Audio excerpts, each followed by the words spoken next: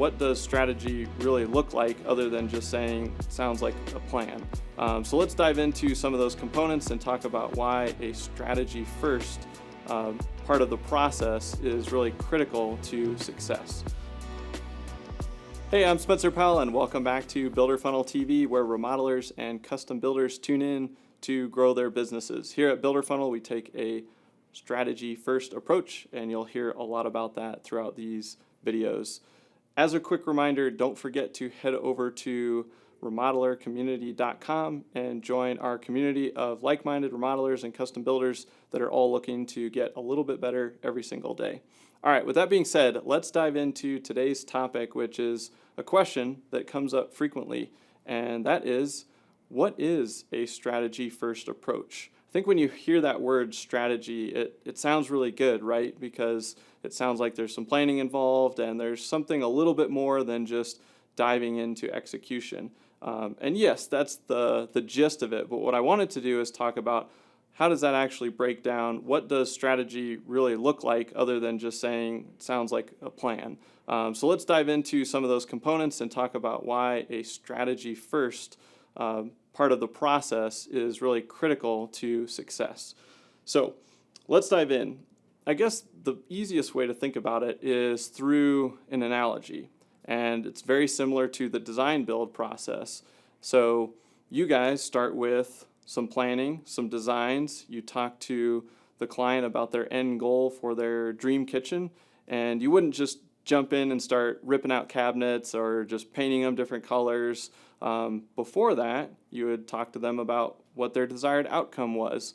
You would need to look at where are they starting today? What do they have to work with? What kind of square footage? Are we trying to rearrange things? Or are we leaving things as is? There's a lot of discovery around where we want to go, but also where we are today. And then from that research of uncovering where we are today and then the discovery of where we want to go, then we develop a set of plans, the designs, the blueprint, all of that follows. But we have to start with a lot of questions, right? And we need to uncover the answers to those questions. And so the same thing is for marketing. I would say the same thing applies to almost any area in your life, but definitely when it comes to marketing, we want to follow that same process. And so a lot of remodelers you see jumping right into the tactics, and you hire an SEO company for $500 a month or $1,000 a month, or you just start posting to social media 3 times a week because you heard that at a conference or a seminar. And that is the equivalent of just jumping into the client's kitchen and just starting to paint, right? Like we're just picking a color and going, and we haven't done anything else. And so what I want you to take away from this video is let's take a step back. Let's make sure we uncover the answers, and then we're going to move forward. So what does that look like? It means that we should be taking a very holistic approach to our marketing efforts, and we shouldn't just be throwing tactics against the wall. So what does holistic mean? For us here at Builder Funnel, it means that we want to think about what does that buyer journey look like and what does the funnel look like. So we want to start at the top with driving traffic. So how do we get people coming to your website that are interested either today or in the future in hiring you for your services? So they might want their kitchen redone, they might want an addition, they might want to build a custom home, whatever it is that they're looking for. We want to make sure that we're attracting more of those types of people to the website, and they're either ready to start a conversation today or maybe 2 years from now, anywhere in between. So that's the traffic driving stage. Then we want to look at the conversion phase. So now they're on the site, and we need to figure out, okay, are they ready to talk today? We would call that a bottom of the funnel conversion. Hey, let's book a meeting, let's book a call, let's see if it's a good fit. And then we would focus on top of the funnel conversion. And that's going to be something where we're saying, hey, we know you're just looking into this, you're researching for the future, and you're not ready for a conversation, but we'd like to swap info with you. And we're going to grab a name and an email, and we're going to give you some helpful information, and now we're going to build a relationship. And that's the next phase, which is nurturing.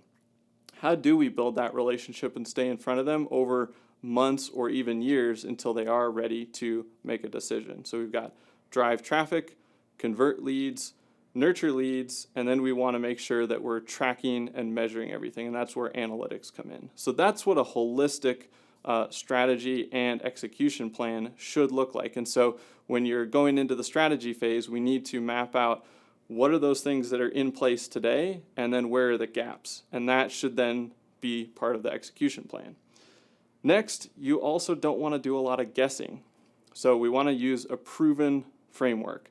And so when you're thinking about taking a strategic approach, anything that you can rely on that is proven and not guesswork is going to set you far and above anything that you're going to do where you're just saying, well, I hope this works, or I hope this works. And so you want to lean on past success, case studies, other people's successes, anybody that's done it already. If you can lean on those types of things, then you're following something that is more proven than not. The third thing is that we need to focus on the destination, right? The goals. And so we talked about it with the analogy. You would figure out, what does your client's outcome look like for that kitchen remodel? It's the same thing for your business. What do you want the outcome to be in terms of revenue, types of projects, number of projects? All of those things are important.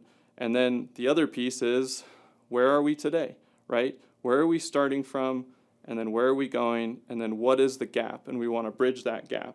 And so you're going to do a lot of audits. You're going to do a lot of research. You're going to look at current state of your website, current state of your social media. How are you ranking? Who is your target customer? Where do they live? What zip codes are they in? Are there other zip codes that maybe you want to target that have a match with your ideal customer and the types of projects that you want to work on? And so that's going to be a critical piece in uncovering a lot of those answers that we need to those questions. Where are we starting? Where are we going? And then the final piece is building that blueprint, building the roadmap, and that becomes the execution phase. But all of those executional details really come from the research and the planning and figuring out, we're here, we're going here, okay, let's map ourselves to the destination, and then that becomes the blueprint. So in summary, that's what a strategy-first approach is. We want to take a holistic approach, look at everything that you're doing. We want to start with where you are, where you're going, use a proven framework, and then map out the execution plan. And from there, it gets a lot easier. Then it's about pure execution, because you've already spent a lot of legwork, a lot of time, a lot of research on what do we do, what are the right things to do, and then you can have more confidence in actually doing those things. So hopefully that helped defining strategy first and why strategy is so important. As a quick reminder, if you want to chat about this further, you can always head over to builderfunnel.com. And with that, I'll see you next time here on Builder Funnel TV.